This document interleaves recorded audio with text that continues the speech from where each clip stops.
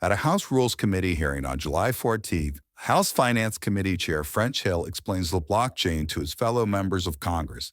Digital assets are, you're seeing change because in the world of the internet, you're seeing new ways of doing computing than we grew up with, whether you might have had an operating system on your computer that was a DOS operating system, or you might have had you might have been a Macintosh person back in the 80s, and if you have a cell phone, you might be an Android person, or you might be an iOS Apple person. Yeah, yeah. Well, I haven't mentioned VHS and beta.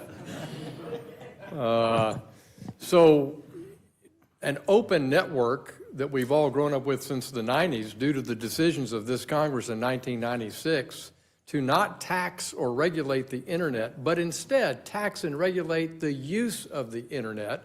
That is an open, permissionless network that you and I sent emails on, and then we created websites. And what's happening now is that permissionless system is coming to finance. It's coming to our peer-to-peer transactions, both in the United States and outside the United States, where we program a blockchain operating system, which is like an operating system you've had on your phone or on your computer, but it's a blockchain, decentralized operating system. And our rules don't fit that use. We used the word in the last Congress, fit for purpose.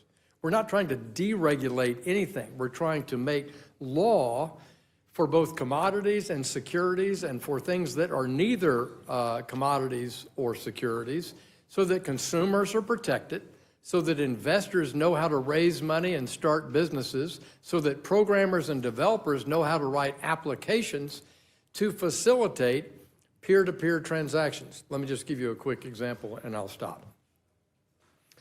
Right now, if we use a traditional system to make a payment in a foreign country, we're going to take cash out of our bank.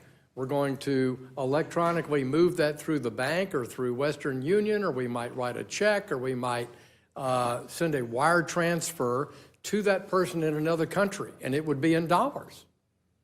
And that person in the other country has to go to their bank and translate it into their currency.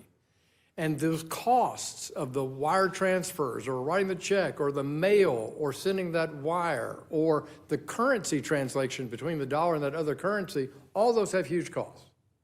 And what you'll see in the future is, on a blockchain operating system, you'll see that payment made internationally. For more clips like this, stay tuned to Congress Clips. And thanks for watching.